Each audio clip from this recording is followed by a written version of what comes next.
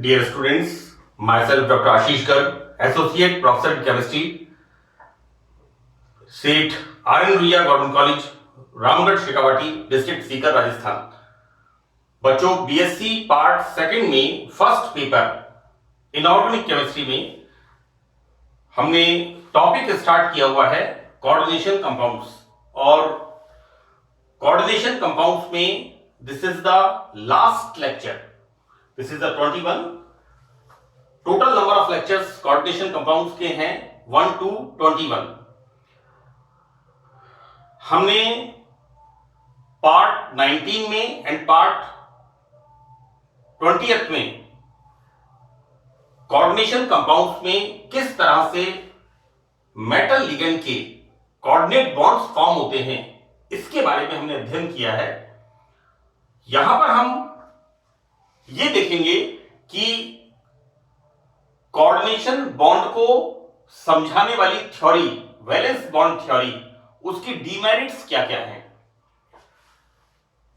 बच्चों देखिए, मैंने पार्ट 19th में और पार्ट 20th में कभी आपको समझाया इनर ऑर्बिटल कॉम्प्लेक्स, कभी आपको बताया आउटर ऑर्बिटल कॉम्प्लेक्स, कभी अंदर के डी कक्षकों का एक इलेक्ट्रॉन फ्लिप करके प्रमोट होकर के हायर एनर्जी ऑर्बिटल्स में चला जाता है, तो एक बड़ी असमंजस की स्थिति रहती है।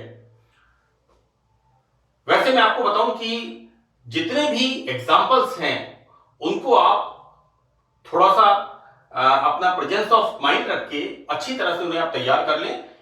मैं आपको अब इसमें जो वैलेंस बॉन्ड थ्योरी, जिस थ्योरी से हमने कोऑर्डिनेट बॉन्ड को एक्सप्लेन किया है, उसकी हम डीमेरिट्स का इस सत्र में अध्ययन करेंगे। देखो बच्चों, यहां पर limitations of covalent bond theory, यहां पर इस सिद्धांत की कमियां क्या क्या हैं। तो सबसे पहले देखिए बेटा कि यहां पर इस सिद्धांत, ये जो सिद्धांत है, समतलों की दो चीजें, एक तो ज्योमेट्री और एक मैग्नेटिक प्रॉपर्टीज, इनको तो एक्सप्लेन करता है, राइट। लेकिन ऐसी बहुत सी प्रॉपर्टीज हैं जिन्हें ये एक्सप्लेन नहीं करता। फॉर एग्जाम्पल, यहां पर देखो बेटा, हमने कहा था ज्योमेट्री की बात की थी, तो वर्नर का सिद्धांत बेस्ड है primary valency and secondary valency, right. बच्चों, मेरे कई सारे लेक्चर्स के अंदर मैंने बार बार वर्नर के सिद्धांत का रेफरेंस दिया है, और फर्स्ट लेक्चर में मैंने, फर्स्ट और सेकंड लेक्चर में सबसे पहले हमने वर्नर थ्योरी को पढ़ा है। और वर्नर ने यह बताया था कि there are two type of valencies, one is the primary valency that is ionisable and non directional. ये बड़ा इंपॉर्टेंट पॉइंट है इसका, आयनित होती है और अदिशात्मक होती है। और दूसरा सेकेंडरी वैलेंसी, जो कि दिशात्मक होती है और नॉन आयोनाइजेबल, अनायनित प्रकृति की होती है। और ये बच्चों, जो सेकेंडरी वैलेंसी होती है, ये सेकेंडरी वैलेंसी जो हमारे कोऑर्डिनेशन कॉम्प्लेक्सेस हैं जिनका हम अध्ययन कर रहे हैं, इनकी ज्योमेट्री को निर्धारित करती है, क्योंकि डायरेक्शनल होती है, राइट। हमने कोऑर्डिनेट बॉन्ड में बॉन्डिंग की जो नेचर है उसको हमने पढ़ा वैलेंस बॉन्ड थ्योरी में। और वैलेंस बॉन्ड थ्योरी किस पर बेस्ड है? हाइब्रिडाइजेशन के ऊपर, संकरण के ऊपर बेस्ड है, राइट। तो देखो बच्चों, हम स्टार्ट करते हैं यहां पर कि यहां पर ज्योमेट्री एंड मैग्नेटिक प्रॉपर्टीज, इन दोनों को तो valence bond theory, covalent bond theory, ये एक्सप्लेन करती है। लेकिन बच्चों, यहां पर फर्स्ट पॉइंट हम देखते हैं कुछ प्रमुख बिंदु, मेन पॉइंट्स, या हम इसको ऐसे कहें main demerits of this theory. सबसे पहले देखो बेटा कि लगभग सभी ट्रांजिशन मेटल्स के जो सॉल्यूशंस होते हैं वो कलर्ड होते हैं, राइट। पोटेशियम डाइक्रोमेट, या हम बात करें क्रोमियम जो मेटल है उसके सॉल्यूशन, मैंगनीज के सॉल्यूशन, एंड कोबाल्ट के सॉल्यूशन, आयरन के सॉल्यूशन, ये सारे कैसे होते हैं? कलर्ड होते हैं। यहां पर ये सिद्धांत हम यहां पर कोवैलेंट बॉन्ड थ्योरी या वीबीटी, वैलेंस बॉन्ड थ्योरी से ये कलर प्रॉपर्टीज को किसी भी कॉम्प्लेक्स की कलर प्रॉपर्टीज को ये थ्योरी नहीं एक्सप्लेन कर पाई। तो this is the first demerit of this covalent bond और वैलेंस बॉन्ड थ्योरी, राइट, कि यहां पर ट्रांजिशन मेटल्स के जो सॉल्यूशंस हैं वो कलर्ड होते हैं, लेकिन इस सिद्धांत से हम किसी भी सॉल्यूशंस के कलर की कोई एक्सप्लेनेशन नहीं है यहां पर। नाउ सेकंड डिमेरिट, दूसरी कमी सिद्धांत की, इस सिद्धांत से आंतरिक और बाहरी कक्षक संकुल बनने का स्पष्टीकरण। बच्चों हमने देखा वैलेंस बॉन्ड थ्योरी के जो मैंने आपको एग्जांपल्स बताए, कहीं पर तो इलेक्ट्रॉन्स की पेयरिंग होती है और हम कह देते हैं D2sp3, और कहीं पर इलेक्ट्रॉन्स की पेयरिंग नहीं होती, तब हम क्या कर देते हैं sp3d2, यानी 4s 4p and 4d कक्षक, right. तो अंदर वाले जब कक्षक संकरण में इन्वॉल्व होते हैं तो उसको हम कहते हैं इनर ऑर्बिटल कॉम्प्लेक्स, और जब बाहर वाले इन्वॉल्व होते हैं तो उसको हम कह देते हैं आउटर ऑर्बिटल कॉम्प्लेक्स। अच्छा, ये आंतरिक कक्षक और बाहरी कक्षक हमने क्या कह दिया कि लिगेंड इज वीकर, तो पेयरिंग नहीं होती, राइट, इसलिए आउटर ऑर्बिटल कॉम्प्लेक्सेस बनते हैं। कहीं हमने कह दिया, पॉलिंग ने कहीं बता दिया कि ligand is stronger, so that यहां पर डी कक्षकों में 3D कक्षकों में इलेक्ट्रॉन की पेयरिंग होती है और इनर ऑर्बिटल, तो कोई सब हॉच पॉच। जब भी हम बच्चों को पढ़ाते हैं तो बच्चे सवाल पूछते हैं कि सर ये कैसे बन गया, ये कैसे बन गया, राइट, और हम टीचर का उत्तर क्या होता है, भाई this is the limitation of this theory. बच्चे कई बार कहते हैं सर इसको हम फिर पढ़ क्यों रहे हैं, राइट, लेकिन आपको इसको ध्यान रखना है इन एग्जांपल्स को जो वैलेंस बॉन्ड थ्योरी के अंदर मैंने बताए हैं, inner orbital complexes and outer orbital complex. बच्चों this is the concept of Pauling. Pauling ने बताया था कि किस तरह से यहां पर D2sp3 बनता है, that is inner orbital complex, और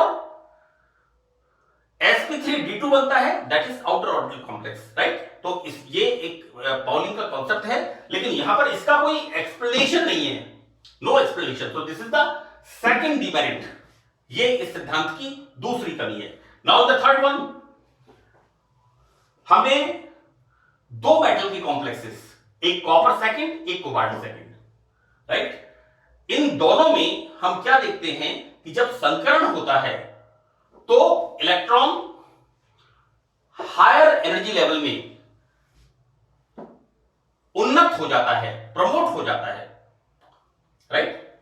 यहां पर क्या होता है, तो बेटा यहां पर ये इलेक्ट्रॉन जो प्रमोट होता है, तो बच्चों यहां पर ये वैलेंस बॉन्ड थ्योरी ये नहीं समझाती है कि जब दोनों के अंदर, बच्चों कॉपर एंड कोबाल्ट कि जब दोनों के अंदर इलेक्ट्रॉन प्रमोट होके हायर ऑर्बिटल्स में चला जाता है और कॉम्प्लेक्स फॉर्मेशन होते हैं, तो यहां पर इन दोनों के संतुलन में जो दोनों के कॉम्प्लेक्सेस होते हैं उनकी सेम रिड्यूसिंग कैरेक्टर, समान अपचायक गुण क्यों नहीं होते, कोई इसका एक्सप्लेनेशन नहीं है, राइट।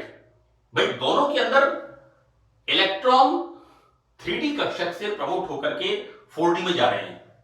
आप चाहे तो कॉपर की कॉम्प्लेक्सेस देखिए, CuCN4 है ना, और कोबाल्ट का I think CONH3/6। These are two examples, मैंने बताए हैं इसके आपको। This is tetracyanocuprate and this is the hexammino cobalt, है ना। इन दोनों कॉम्प्लेक्सेस के अंदर इलेक्ट्रॉन 3D से प्रमोट होकर के 4D में जाता है, लेकिन इनसे जो संकुल बनते हैं उनके यहां पर जो अपचायक गुण होते हैं वो समान नहीं होते, तो नो एक्सप्लेनेशन ऑफ इट। तो this is the third demerit, तीसरी कमी इस सिद्धांत की। नाउ फोर्थ वन, बच्चों देखिए copper second and titanium third, इन दोनों की कॉम्प्लेक्सेस, इनका जो स्ट्रक्चर होता है दैट इज डिस्टोर्टेड। ये स्ट्रक्चर विकृत संरचना यहां पर बनती है। हम जब इनके कॉम्प्लेक्सेस के एग्जांपल्स देखते हैं तो बच्चों यहां पर वैलेंस बॉन्ड थ्योरी इस बात को भी नहीं समझाती, राइट। तो this is the fourth demerit. जबकि हम ये कह रहे हैं कि कॉम्प्लेक्सेस की ज्योमेट्री, राइट। लेकिन हम फोर्थ डिमेरिट में क्या देखते हैं, चौथी कमी कि कॉपर सेकंड के कॉम्प्लेक्सेस एंड टाइटेनियम थर्ड के कॉम्प्लेक्सेस, इनसे जो संकुल बनते हैं उनकी आकृति, उनकी ज्योमेट्री डिस्टॉर्टेड होती है, विकृत होती है। तो यहां पर इसका कोई स्पष्टीकरण नहीं है। नाउ द फिफ्थ वन, हमने यहां पर बोला कि एक इलेक्ट्रॉन प्रमोट होकर के हायर एनर्जी लेवल में चला जाता है। C chromium, we study this one कि बच्चों देखिए, you know this is same example I am taking here. Fifth one, पांचवी डिमेरिट कि बेटा यहां संकुलों के थर्मोडायनेमिक कैरेक्टर, इसका मतलब क्या है यहां पर कि बच्चों इनके अंदर cobalt second and copper second, मैंने एग्जांपल्स में इनको मेंशन किया है, इन दोनों के अंदर एक इलेक्ट्रॉन 3D से प्रमोट होकर 4D में चला जाता है और उसके बाद जब कक्षक 3D खाली हो जाते हैं तो संकरण होता है और कॉम्प्लेक्स का फॉर्मेशन होता है।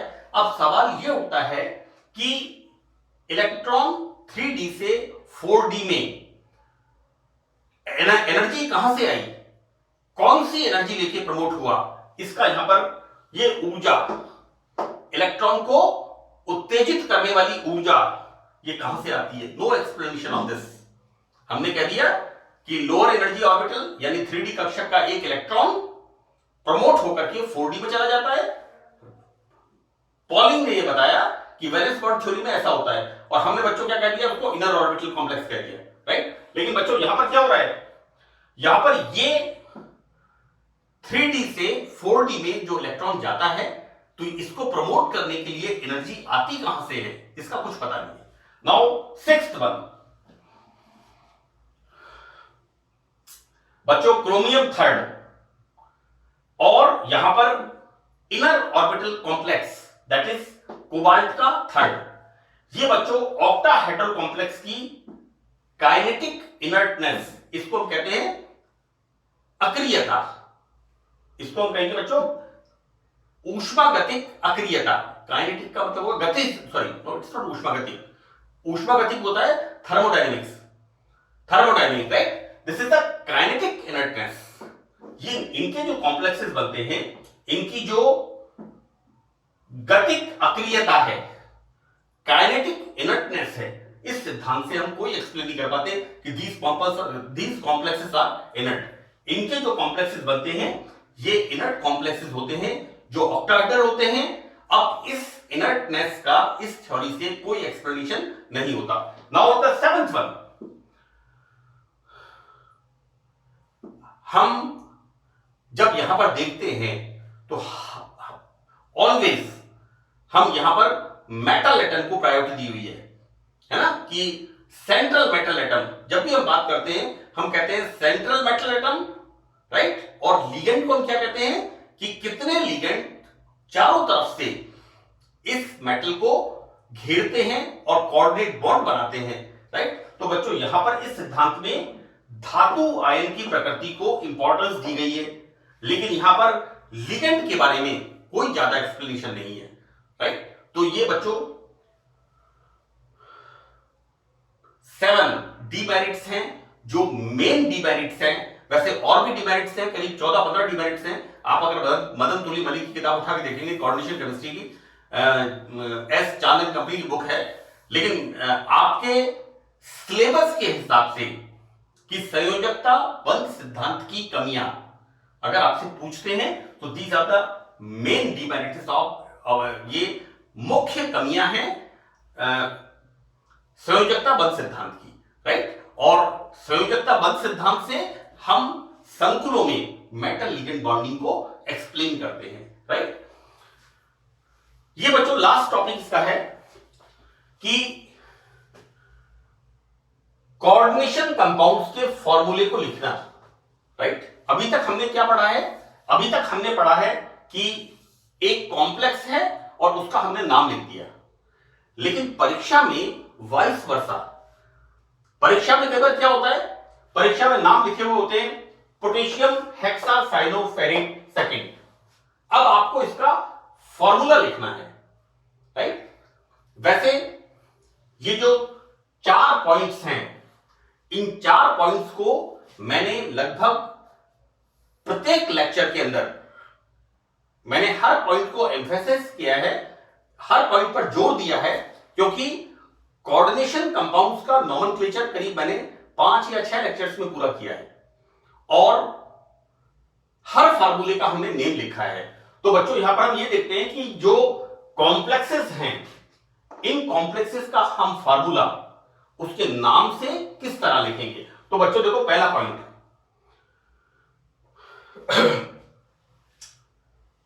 मैं इसी को एग्जांपल ले लेता हूं कि देखो बेटा, जब इसका हम नाम लिखते हैं ना, मैंने जब नोमेनक्लेचर स्टार्ट किया था और nomenclature I think part 5th या पार्ट 6th में, आप इसको देख लीजिएगा, तो हम लिखते क्या है, पहले धनायन का नाम और फिर ऋणायन का नाम। ये पहला नियम था आईयूपीएसी नोमेनक्लेचर का, कोऑर्डिनेशन कंपाउंड्स की आईयूपीएसी नोमेनक्लेचर का ये पहला नियम था कि जैसे सिंपल सॉल्ट्स का नाम हम लिखते हैं, सोडियम क्लोराइड पहले Na+ और उसके बाद Cl-, तो उसी तरह से यहां पर हम क्या करते हैं कि संकुल यौगिकों में, राइट, जस्ट कहते हैं, देखो बेटा यहां पर, हाँ, यहां पर ये जो प्राइमरी वैलेंसी है ना, ये बच्चों ये क्या है, बड़े ब्रैकेट के अंदर क्या है, ये है कॉम्प्लेक्स कंपाउंड। तो यहां पर ये जो प्राइमरी वैलेंसी है, हम जब भी इस फॉर्मूले, potassium hexacyanocyanido, it's not cyano, potassium it's hexacyano,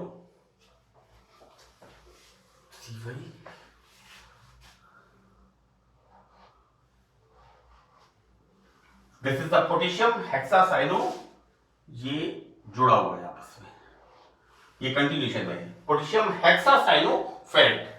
तो बच्चों यहां पर ये जो वैलेंसी है पोटेशियम, इसकी संख्या लिखी हुई नहीं होती, राइट। अब इसकी संख्या पता करने के लिए देखो, संकुल यौगिकों में प्राइमरी वैलेंसी, बच्चों प्राइमरी वैलेंसी कौन सी होती है, जो इसके बाहर होती है, राइट।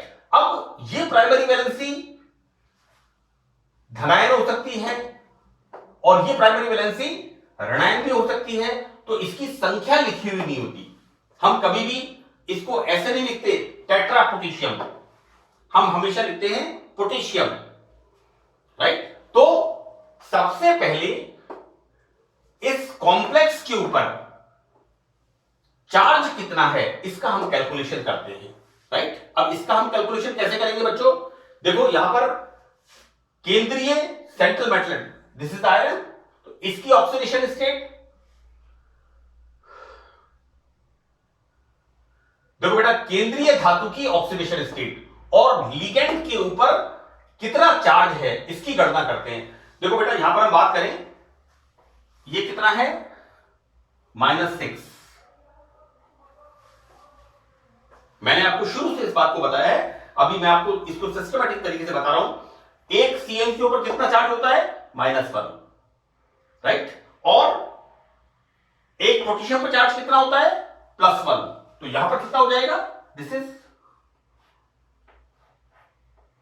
+4, राइट। इसका मतलब मेटल की ऑक्सीडेशन स्टेट क्या होगी, +2। ये मैंने आपको बताया है, अभी तक मैंने आपको ये बताया है कि हम इससे किस तरह से लिखें। सबसे पहले हम बच्चों क्या करेंगे, कॉम्प्लेक्स के ऊपर कितना चार्ज है। तो देखो बेटा, यहां पर फर्स्ट पॉइंट है कि प्राइमरी वैलेंसी, ये प्राइमरी वैलेंसी कैटायन भी हो सकती है और धनायन भी हो सकती है और ऋणायन भी हो सकती है, और यहां पर इनकी संख्या यहां पर लिखी हुई नहीं रहती है। अतः पहले संकुल आयन पर आवेश की गणना की, इसके ऊपर चार्ज कितना है, सबसे पहले हम इसकी कैलकुलेशन करते हैं। तो देखो बेटा, यहां पर हमें केंद्रीय मेटल की ऑक्सीडेशन स्टेट और लिगेंड की संयोजकता के आधार पर संकुल आयन के इसके चार्ज की, सो दैट यहां पर बच्चों देखो, हम जब इसका नाम लिखेंगे सबसे पहले यहां पर हम धनायन का नाम लिखेंगे। हमें कोऑर्डिनेशन कंपाउंड के नाम से फॉर्मूला लिखना है, ठीक है। तो हम जब सबसे पहले क्या करेंगे, सबसे पहले धन हमने लिखा है यहां पर, हम व्हाट वी राइट हियर के, ओके। नाउ इसके बाद इस तरह से, अब देखो बेटा यहां पर सबसे पहले धनायन का नाम, धनायन का फॉर्मूला, और उसकी या फिर लास्ट में ऋणायन का फॉर्मूला, जैसा कि हमारी प्राइमरी वैलेंसी है। नाउ किसी संकुल, देखो बेटा यहां पर K4 राइट, और ये क्या है हमारा 4 माइनस, ये कितना है बच्चों 4 माइनस। तो पहले हमने धनायन का नाम लिखा, उसके बाद ऋणायन का नाम लिखा, जैसे हम सिंपल सॉल्ट का नाम लिखते हैं। थर्ड पॉइंट यहां पर क्या है, किसी संकुल का सूत्र लिखते समय बड़े कोष्टक में पहले मेटल का प्रतीक हमने लिखा आयरन, हमने यहां पर बच्चों पढ़ा है ferrate, so we are what we write iron. उसके बाद मेटल का सिंबल आयरन लिख दिया। उसके बाद लिगेंड के नाम अंग्रेजी वर्णमाला के क्रम में, अगर एक से ज्यादा है तो हम लिगेंड्स के नाम अंग्रेजी वर्णमाला के क्रम में लिखते हैं। बच्चों लिगेंड्स के बारे में मैंने बहुत डिटेल में एक्सप्लेन किया है। नाउ फोर्थ वन, संकुल या तो पॉजिटिव चार्ज हो सकता है या नेगेटिव चार्ज हो सकता है, राइट। देखो बेटा अगर संकुल धनावेशित है,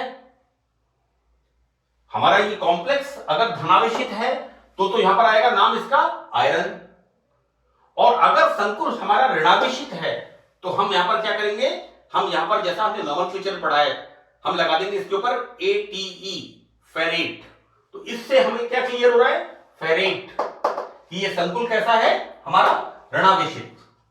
तो बच्चों यहां पर चौथा पॉइंट क्या है कि कॉम्प्लेक्स धनायन हो सकता है या ऋणायन हो सकता है। अतः यदि संकुल धनावेशित है तो उस पर धनावेश की संख्या के बराबर ऋणायन C। हम दोनों बातें कर रहे हैं, ये हमारे नियम है कि यहां पर यदि संकुल धनावेशित है तो हम जितने धनावेश हैं उतनी संख्या में ऋणावेश लगा देंगे। इस नाम के हिसाब से जिस भी कोऑर्डिनेशन कंपाउंड का हमें फॉर्मूला लिखना है, राइट, और यदि कॉम्प्लेक्स हमारा ऋणावेशित है तो हम उतनी ही संख्या में यहां पर धनावेश लगा देंगे। तो देखो बेटा यहां पर यदि संकुल ऋणावेशित है तो उस पर उपस्थित ऋणावेश की संख्या के बराबर धनावेश यहां पर हम लिख देते हैं। ये बच्चों 4 पॉइंट्स हैं, मैंने यहां पर एक एग्जांपल लिखा है। आप किसी भी फार्मूले का नाम लिख लीजिए पहले, और फिर फार्मूले को मिटा करके आप उस नाम से उसका सूत्र लिखने की कोशिश करिए। बहुत सिंपल सी बात है। फॉर एग्जांपल मैंने यहां पर लिया है पोटेशियम हेक्सासाइनोफेरेट सेकेंड। तो एक बात तो क्या चीज क्लियर हो रही है कि यहां पर फेरेट, इसका मतलब कॉम्प्लेक्स कैसा है हमारा, निगेटिवली चार्ज। दूसरा, यहां पर इस नाम में मेटल की ऑक्सीडेशन स्टेट लिखी हुई है सेकंड, यानी यहां पर आयरन की ऑक्सीडेशन स्टेट क्या है +2। तो देखो बेटा पहला पॉइंट, सबसे पहले हम क्या करते हैं, धनायन पोटेशियम और ऋणायन इसका नाम लिखते हैं। देखो बेटा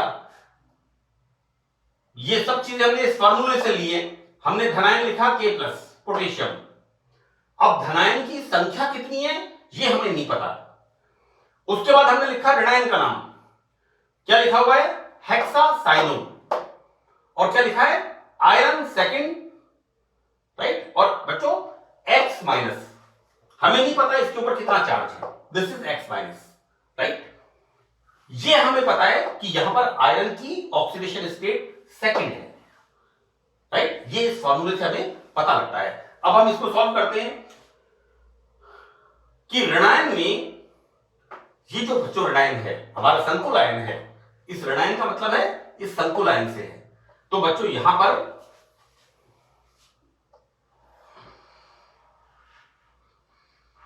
कि ऋणायन में आयरन की ऑक्सीडेशन स्टेट +2 और साइनाइड की -1। बच्चों साइनाइड की हमें पता है, देखो लिगेंड्स हमने लिखे हैं, anionic ligands, neutral ligands, cationic ligands and organic ligands. मैंने चारों लिगेंड्स का, चारों टाइप ऑफ लिगेंड्स को मैंने अच्छी तरह से एक्सप्लेन किया है।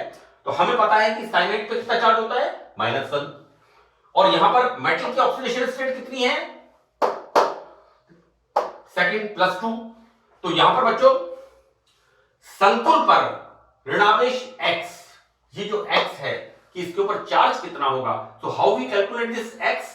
सबसे पहले धनायन कितना है, 1 आयरन, इसकी ऑक्सीडेशन स्टेट कितनी है, +2 +6 साइनाइड, कितना चार्ज है, -1। तो बच्चों हम x को कैसे कैलकुलेट करेंगे यहां पर, इसलिए x बराबर +2 -6 सो दैट -4। तो बच्चों x का मान कितना आएगा यहां पर, -4, करेक्ट। अब करते क्या है यहां पर हम, कि यहां पर माइनस चार्ज कितना इसके ऊपर आया है, इस कॉम्प्लेक्स के ऊपर ऋणावेश कितना आया है, -4, x बराबर, this is the x, correct. So that यहां पर हमने लिखा पोटेशियम, सबसे पहले C पोटेशियम और ऋणायन, और पोटेशियम पर ऑक्सीडेशन स्टेट कितना है, +1। तो यहां पर जब कॉम्प्लेक्स के ऊपर चार्ज कितना है, -4, तो पोटेशियम कितने होंगे, +4। तो बड़ा सिंपल सा तरीका है, यहां पर बच्चों हम 4 धनावेश पोटेशियम, धनावेश जोड़ने के लिए पोटेशियम के 4 आयन यहां पर हम ऐड करते हैं। तो फॉर्मूला बच्चों हम क्या लिखते हैं यहां पर, K4 संकुल आयन के लिए बड़ा ब्रैकेट FeCl6। तो इस तरीके से हम उप सहसंयोजक यौगिकों के नाम से उनके फॉर्मूलों को डिराइव करते हैं। ये बच्चों 4 स्टेप इसके हैं, तो बहुत ही सिंपल इसके स्टेप्स हैं। यहां पर देखिए बेटा, हमारा कोऑर्डिनेशन कंपाउंड्स, उप सहसंयोजक, ये टॉपिक कंप्लीट होता है। So that's all in this lecture, thank you.